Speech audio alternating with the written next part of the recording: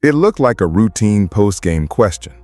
Reporter walks up, microphone out, asks the losing player what went wrong. Simple stuff. You've seen it 1,000 times. The answer is usually something vague. They shot well tonight, we didn't execute, credit to them. Forgettable, disposable. The kind of answer that gets buried in a highlight reel nobody watches twice. But Sabrina Ionescu didn't give that answer. New York had just lost to Indiana 106-92. The Fever had made 16 three-pointers. 16! The easy story writes itself. Indiana got hot, New York got buried, check the box score and move on. But Ionescu stopped that story cold in just one sentence. Their bigs are a handful, she said. We have to go and help in the paint, which allows kickouts. That sentence, quiet, almost casual, completely reframed what happened.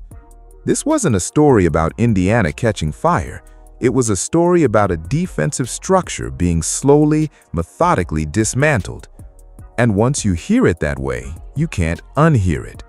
Because what Ionescu described wasn't bad luck, it was a trap. And the Indiana Fever had spent 40 minutes walking New York straight into it. So let's talk about what's actually happening when you try to defend this team. Because the box score doesn't cover it. The highlight reels don't cover it. And after one night in Indianapolis, even the coaches couldn't fully explain it in real time. They could only describe the damage after it was done. The first thing you need to understand is that defending Indiana isn't really about stopping any one player. It's about surviving a choice that has no good answer. Here's how it works. Indiana's interior players, led by Aaliyah Boston, are physical, skilled, and impossible to leave alone near the basket. When they operate close to the rim without defensive help, they punish you directly. Defenses know this, so they send help. A defender peels off the perimeter, steps toward the paint, and now Boston has a more difficult shot. Problem solved, right? Wrong, because the moment that help defender moves, a gap opens somewhere else on the perimeter, and Caitlin Clark is already scanning for it. That's the trap. Not Caitlin Clark alone, not Aaliyah Boston alone. The trap is the space created between them, the corridor of basketball geometry that forces a defense to be in two places at once. Help the paint, and Clark finds the open shooter on the kickout. Stay attached to shooters, and Clark attacks the lane herself. Push her farther from the basket, and the passing windows behind the first defender grow wider. There is no safe position. Every choice the defense makes is immediately turned into an advantage. New York head coach Chris DeMarco confirmed this openly after the game. The Liberty, he said, were committed to taking away the paint, but he also acknowledged the price of that commitment. If we're going to commit to taking the paint away, DeMarco said, at times people are going to get open threes. That's not a coach admitting defeat. That's a coach acknowledging the geometry of an unsolvable problem. New York didn't make the wrong choice. They made the only reasonable choice available, and Indiana punished them for it anyway. Now here's where Clark specifically becomes something different from any other player in the league. Because the dilemma she creates doesn't start when she gets to the paint. It starts the moment she crosses half court. Against a conventional point guard, a defense has a relatively simple option. Retreat beneath a screen, protect the basket, dare the guard to shoot from deep. Most guards, even good ones, make that a livable decision. The math favors the defense. Give up the long jumper, load up near the basket, contest the layup. Clark makes that math collapse. Her range from beyond the arc is genuine enough that a defender who sags off her is handing her an open look from 28 feet. That's not a prayer. That's a high percentage shot for her specifically. So defenders have to come out higher, closer, more aggressive, which means when a screen comes, they're already out of position, which means the lane opens, which means help has to come from somewhere, which means a shooter is vacated somewhere else, which means Clark passes. The chain keeps moving. Every correct defensive decision creates the next problem. Ionescu named it clearly. Clark being the head of it with 10 assists, her shooting ability forcing the first defender out, her downhill pressure pulling the second defender in, and her reads finding whoever got left behind. 10 assists is the number that shows up in the box score, but 10 assists measures only the passes that became baskets. It doesn't count the possessions where Clark's mere presence shifted where a defender had to stand. It doesn't count the drives she started that forced help and then kicked out before anyone scored. It doesn't count the threat of her shot that pushed a defender's starting position 3 feet closer to the arc, opening a passing lane that wouldn't have existed against anyone else. The advantage exists before the ball moves. That's what makes her different. But here's something that gets buried in the Clark conversation, and it's something Indiana opponents are going to have to reckon with very quickly. Clark can create advantages all night long. She can force the right choice and deliver the right pass every single possession, and it still means nothing if her teammates don't finish. Kelsey Mitchell finished. 28 points, 11 for 16 from the field, 4 for 4 from three-point range. She made every open look the offense generated for her, and she made them fast. Her movement off the ball and the speed of her release are what turned Clark's reads into actual points before New York's defense could scramble back into position. A pass to an open shooter is only lethal if the shooter converts. Mitchell converted every time. There was one stretch in the second quarter where Indiana made all 7 of its three-point attempts, 7 consecutive makes. Not because Clark passed to 7 wide-open players standing motionless, because Indiana's movement, timing, and execution turned defensive rotations into scoring opportunities faster than the Liberty could recover. And Mitchell was at the center of that. She didn't need the ball in her hands for the entire possession. She just needed to be in the right place when Clark's read found her, and then she needed to make the shot. She did both, repeatedly, without hesitation. Without Mitchell's conversion rate, the correct pass becomes a statistical footnote. Clark makes the right read, the ball goes to the right place, and the defender arrives just in time to contest and force a miss. Then it's just a pretty assist attempt that didn't count. Mitchell made it count, every single time. Aaliyah Boston gets fewer headlines than Clark and Mitchell. That's understandable. 28 points grabs attention in a way that 7 rebounds and 4 assists don't always manage. But if you want to understand why Indiana's offense functions at this level, Boston might be the most important piece to examine. Her role isn't primarily to score. Her role is to exist in a specific part of the floor and force the defense to make a decision before the ball ever reaches her hands. When Boston positions herself near the basket, help defenders have to acknowledge her. They can't ignore a player of her caliber operating in the paint. The moment they acknowledge her, they've already moved, and the moment they've moved, Clark's passing window exists. Boston scored 19 points and added 7 rebounds and 4 assists against New York. That's a productive line by any standard. But the number that doesn't appear in the box score, the one that actually drove Indiana's offensive success, is how many times a defender left their shooter to account for her, only for Clark to find that shooter before the helper could recover. Her gravity is real. Interior gravity in basketball means your presence on the floor bends the defense toward you, even when the ball is on the other side of the court. Boston has that gravity at a level where it consistently destabilizes an entire defensive structure. Remove her from Indiana's lineup, and suddenly help defenders don't have to move as far or as fast. Clark's passing windows narrow. Mitchell gets contested more often. The whole chain slows down. With Boston, the decision point arrives earlier and costs more. New York believed she required help. They were right, and that belief is exactly what Indiana's offense depends on. 3 records came out of 1 game on August 11th. That by itself is remarkable. What makes it genuinely striking is that all 3 came from the same source. Indiana reached 100 points for the 15th time this season, extending its own WNBA single-season record. Clark's 10 assists gave her the league-leading 9th game this season with at least 20 points and 10 assists, also a WNBA record. Kelsey Mitchell's 28-point performance extended her streak of consecutive 20-point games to 17, another WNBA single-season record. 3 players, 3 records, 1 structure. Clark's scoring threat kept defenders from treating her as a distributor and backing off into passing lanes. Mitchell's scoring prevented defenses from collapsing every resource onto Clark. Boston's interior presence stopped teams from solving both guards with perimeter pressure alone. Each record was made possible by the conditions the other 2 created. New York had 3 fires to put out and 5 defenders to put them out with. Every attempted solution moved resources away from a different fire. The defense wasn't overwhelmed because Indiana was playing unsustainably perfect basketball. It was overwhelmed because Indiana's structure requires more correct simultaneous decisions than a defense can consistently deliver.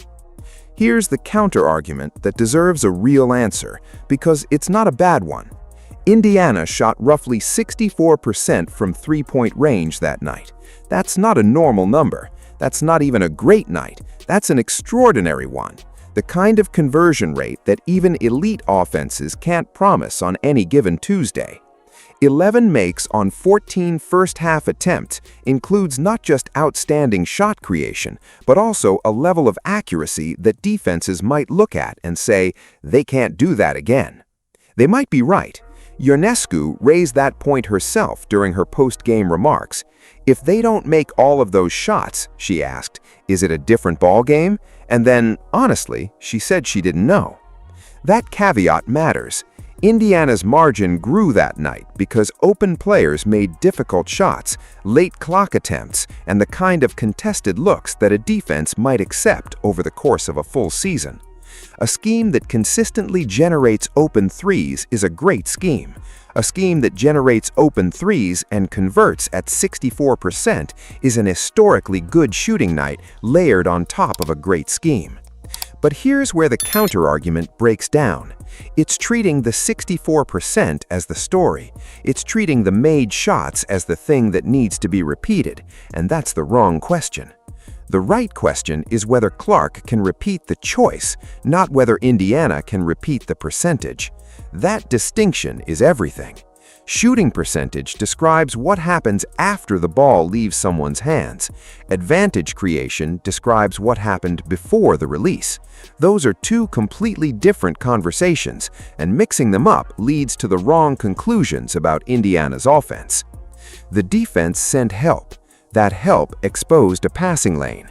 Clark recognized the lane. Indiana generated a shot from the player the possession had freed. That sequence, help, lane, read, shot, doesn't care about the final percentage. It generates quality looks regardless of whether they fall. The looks were real. The defensive stress was real. The rotation failures were real. The made shots were the result, not the cause. DeMarco confirmed Indiana's interior players forced paint help.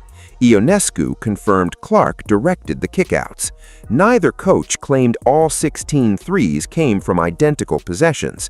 Transition plays, individual shot-making, broken possessions, and defensive mistakes all contributed. Basketball doesn't get that clean. But the mechanism doesn't need to explain every single basket. It needs to explain why the same defensive stress kept returning possession after possession after possession. Think about what that means for future opponents. A team could hold Indiana below 64% from 3, comfortably below even, and still spend the entire game sending 2 defenders toward one action, rotating to cover Boston, and chasing the pass Clark released a split second before anyone arrived. The structure creates the stress. The percentage is just how much it cost on a given night.